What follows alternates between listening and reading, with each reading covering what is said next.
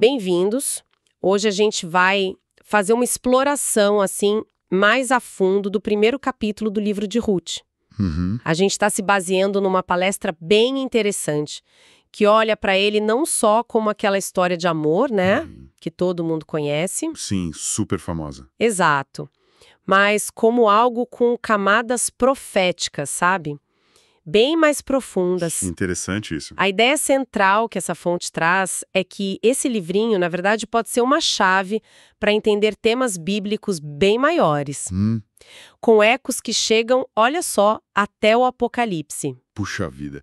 Quer dizer, um livro pequeno com um alcance enorme. Exatamente. Então a nossa proposta aqui é mergulhar nessa cena inicial, né, nos personagens, no contexto histórico que esse capítulo apresenta. Certo. A gente quer tentar pensar os temas principais, redenção, entender como era dura aquela época dos juízes. Que não era fácil, né? Nada fácil. E perceber a riqueza dos detalhes, aqueles que às vezes passam batido na primeira leitura. Sempre tem esses detalhes, né? Sempre. O material que a gente analisou sugere significados em vários níveis: histórico, prático e até profético. Então, vamos lá. A história começa num período bem específico, nos dias em que julgavam os juízes. O que isso significa, assim, para o ambiente da narrativa? Olha, esse período que fica ali entre a conquista da terra com Josué e o comecinho da monarquia, ele é descrito na nossa fonte como uma fase bastante conturbada para Israel. Foi uma época de declínio espiritual mesmo, sabe? Um período sombrio, como a fonte chama. Sombrio. Pesado, né? Muito. Marcado por instabilidade, por infidelidade à aliança com Deus. A palestra que a gente viu até cita Sansão como um exemplo bem emblemático dessa era. Ah, Sansão, figura conhecida. Exato. Uma figura de força impressionante, mas que, espiritualmente falando, foi uma decepção, né? Quase um retrato daquela desordem geral, onde a Bíblia diz que cada um fazia o que achava mais reto. Nossa, cada um por si. Basicamente. E esse cenário, assim, de escuridão moral e espiritual, ele serve de pano de fundo. É o contraste que faz a história de fé e lealdade da Ruth brilhar ainda mais depois. Faz todo sentido. E aí, no meio desse cenário, a gente conhece a família principal. Elimeleque, a Noemi, esposa dele, e os dois filhos, Malom e Quilion. Isso. Eles são de Belém de Judá. E esse nome, Belém, significa Casa do Pão. É fascinante como a análise que a gente tem ressalta a importância dos nomes aqui, né? Ah, os nomes são muito significativos em Ruth. Elimeleque, por exemplo, quer dizer, meu Deus é rei. Que ironia, né? Justo numa época sem rei em Israel. Exatamente. E Noemi significa agradável. Um nome que, nossa, vai contrastar demais com o que ela vai viver. Pois é. E os filhos, os nomes deles também? Os filhos têm nomes que já dão um mau pressentimento, né? Malom tá ligado a uma raiz hebraica para doentio. Nossa. E Quilion remete a definhante ou consumido. São nomes que parecem já prenunciar alguma dificuldade, né? É verdade. Parece que já está escrito ali. É. E o que impulsiona a saída deles de Belém, da Casa do Pão? A fome. Justamente a falta de pão, uma fome muito severa que atinge a região de Judá.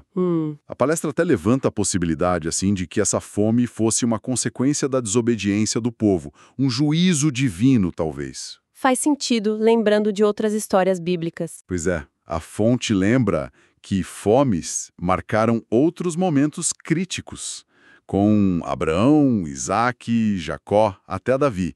Sugere-se que essa fome específica podia estar ligada à opressão dos midianitas, na época de Gideão, que destruíam as colheitas. Entendi. Uma situação desesperadora. Com certeza. E diante disso, o Elimeleque toma uma decisão drástica: buscar refúgio em Moabe, que ficava do outro lado do Mar Morto. Uma terra estrangeira. Exato. E um ponto crucial que a fonte destaca é que, ao deixar a sua terra, a sua tribo, Elimeleque provavelmente abriu mão dos direitos de propriedade dele, da herança familiar em Judá. Ah, isso é importante. Perder a terra era algo muito sério. Extremamente sério. E isso vai ter implicações lá na frente na história. Imagino. E lá em Moabe, Como é que eles vivem? Como estrangeiros, né? E quem eram esses moabitas? O que a fonte diz sobre eles? Bom, os moabitas, o material que a gente viu nos recorda, descendiam de Ló, daquela relação incestuosa com a filha mais velha. Ah, sim, uma origem complicada. Bem complicada. E, historicamente, a relação deles com Israel foi bem tensa. Lembra que contrataram Balaão para amaldiçoar Israel? Verdade, teve esse episódio. E a lei mosaica, lá em Deuteronômio 23, era bem clara. Nenhum moabita podia entrar na Assembleia do Senhor. Nem até a 10ª geração. Uau, bem restritivo. Muito. E eram idólatras, né? Adoravam um deus chamado Quemos, e há indicações, até arqueológicas, tipo na Pedra Moabita, de práticas bem cruéis associadas a esse culto. Talvez até sacrifício humano. Nossa Senhora. Um contraste cultural e religioso gigantesco com Israel, então. Um contraste imenso. Mas olha, a relação não era só de hostilidade. A palestra também lembra que, em momentos de necessidade, houve interações. Ah, é? Sim. O próprio Davi, que é bisneto da Ruth, né, ele buscaria refúgio para os pais dele junto ao rei de Moabe, quando estava sendo perseguido por Saul. Interessante esse detalhe. Não é tudo preto no branco. Não é. E é nesse ambiente moabita que os filhos Malom e Quilion se casam com mulheres de lá, Orfa e Ruth. Certo, Orfa e Ruth. E os nomes delas? Orfa pode significar nuca, talvez indicando alguém que vira as costas, ou talvez corça. Ruth é geralmente entendido como amizade ou companheira. Ruth, amizade, bonito. É bonito. E tem uma nuance legal e interessante aqui. Deuteronômio 7 proibia casamentos com os povos cananeus dentro da Terra Prometida. Mas não era tão explícito sobre mulheres moabitas fora de Israel. Só que aquela proibição de Deuteronômio 23 sobre participar da congregação, essa era clara. Entendi. Então, mesmo que não fosse estritamente proibido casar, a integração era vetada. Moabitas levaram os israelitas para idolatria e imoralidade. Então, esses casamentos, assim, não eram vistos sem alguma complicação, né? Sob a ótica da lei. Com certeza. E a situação da família, que já não estava fácil, né? Exílio, dificuldade. Piora. E piora muito. Piora drasticamente. Primeiro, morre Elimeleque, O pai. o chefe da família. Noemi fica viúva numa terra estrangeira. Aí, passam-se uns 10 anos, mais ou menos. Um tempo considerável. 10 anos é bastante tempo. Bastante. E então a tragédia se completa. Malom e Quilion, os 2 filhos, também morrem. Nossa, os dois. Os 2. É difícil até imaginar a dor, o desamparo da Noemi naquele momento. Puxa vida, viúva, sem filhos, longe de casa. Sem marido, sem descendência e, como você falou antes, provavelmente sem as terras da família em Judá. É um cenário de perda total mesmo. Perda total. É o fundo do poço para ela. Mas é justamente nesse momento de desolação total que ela ouve uma notícia. Uma notícia boa, finalmente. Uma notícia de esperança. A fome em Judá tinha acabado. E a narrativa usa uma frase muito significativa. O Senhor visitara o seu povo, dando-lhe pão. Pão. De volta a Belém, a casa do pão. Exatamente. E aqui entra um daqueles detalhes que a palestra que a gente viu aponta como super intencional, sabe? A palavra hebraica para pão é lehem. E o destino da Noemi é justamente Beit Lehem, Belém. Que incrível! Esse jogo de palavras, essa ironia divina na provisão que chega bem na hora que ela decide voltar para a casa do pão, parece costurado na história, né? É o gatilho para ela decidir voltar. Faz todo sentido.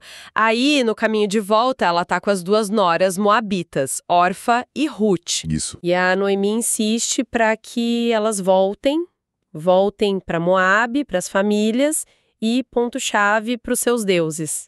Ela é bem direta nisso. A descrição da despedida é emocionante, né? Diz que elas choraram muito. E o argumento da Noemi é...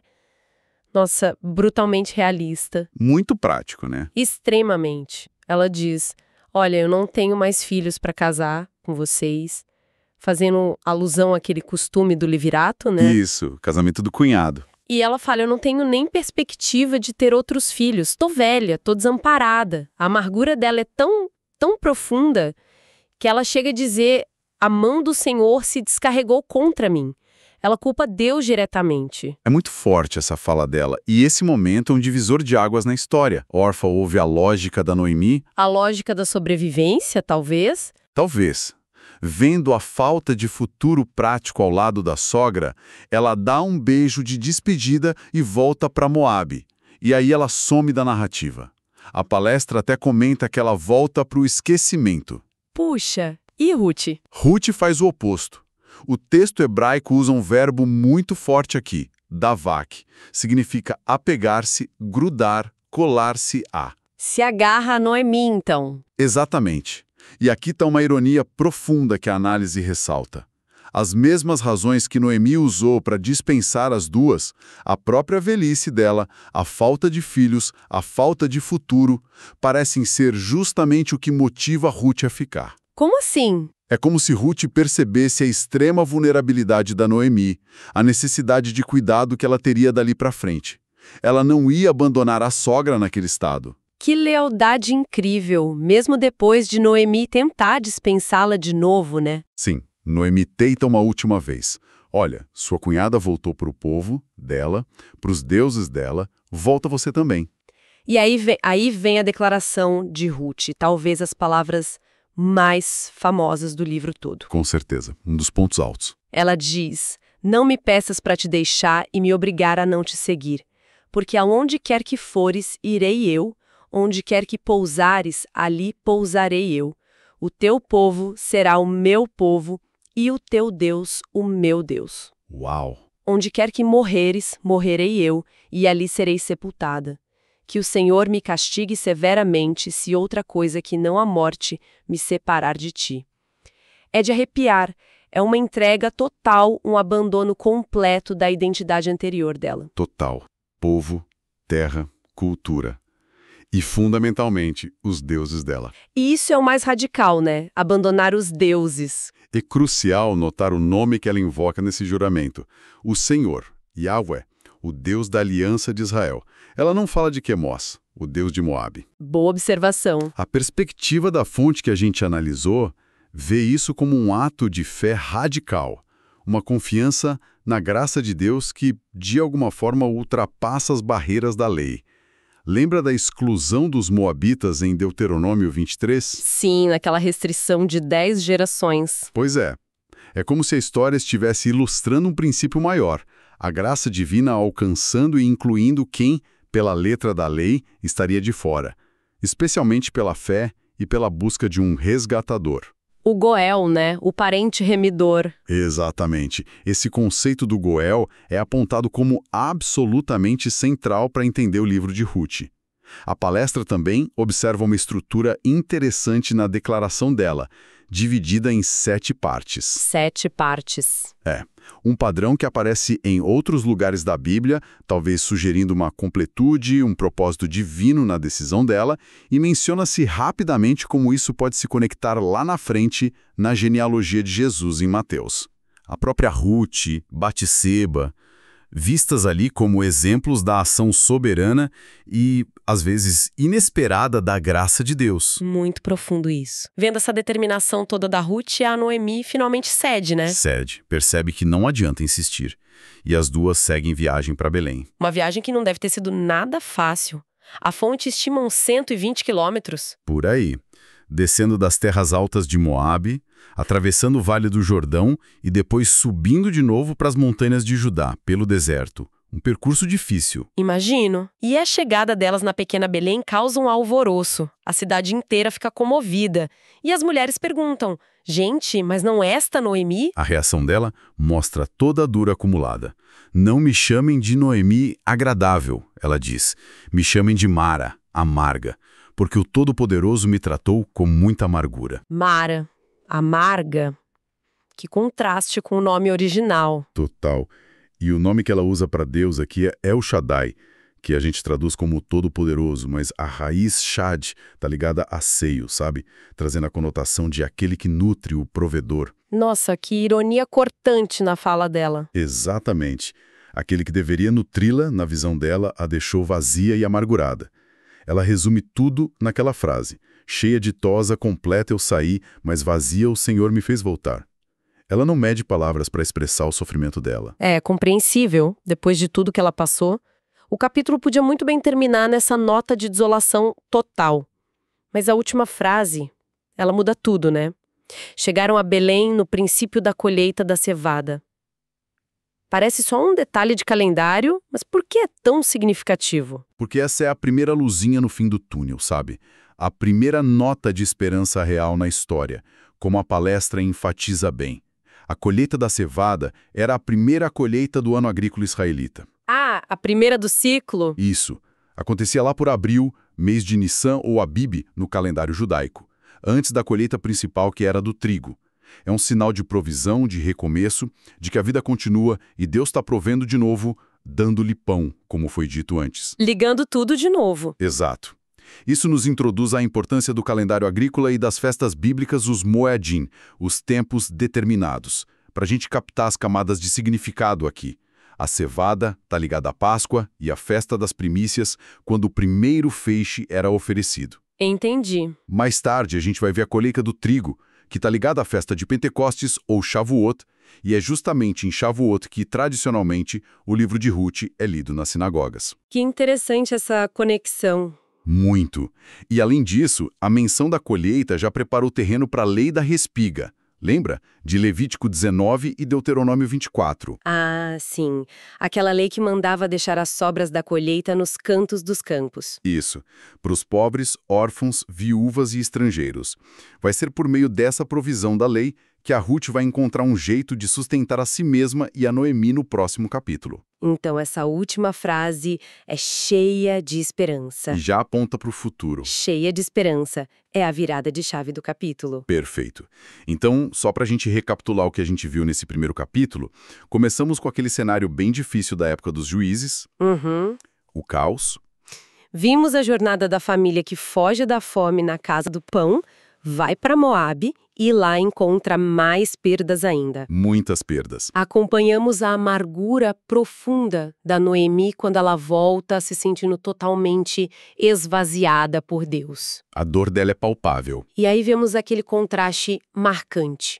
Orfa, que volta para o passado, para os deuses antigos, e Ruth, que faz uma escolha radical de fé, de lealdade, abraçando um futuro incerto com Noemi e com Deus dela. Uma escolha que define tudo. E terminamos com esse fiozinho de esperança, a chegada em Belém, de volta à casa do pão, bem no comecinho da primeira colheita do ano, a da cevada. Exata. E como a análise que a gente está seguindo ressalta bastante, né? A figura do Goel, do parente remidor, ela meio que paira sobre toda essa narrativa, mesmo que ele ainda não tenha aparecido em cena. Ele tá ali nas entrelinhas. Tá ali o compromisso incrível da Ruth, essa fé que ela declara no Deus de Israel, mesmo sendo moabita, e essa chegada providencial no tempo certinho da colheita da cevada. Tudo isso leva a gente a pensar, seguindo a linha da fonte, o que esses elementos iniciais estão sinalizando sobre redenção? Redenção. Uma palavra-chave. Chave. Não só a redenção material, familiar para essas duas mulheres, mas talvez algo maior. Um prenúncio daquele romance da redenção que, segundo a palestra, está encapsulado nessa história. Um romance da redenção. Gostei disso. É uma pergunta que deixa a gente bem curioso, né? Para ver como essa redenção vai, de fato, se desenrolar nos próximos capítulos. Com certeza. Deixa aquela vontade de continuar explorando.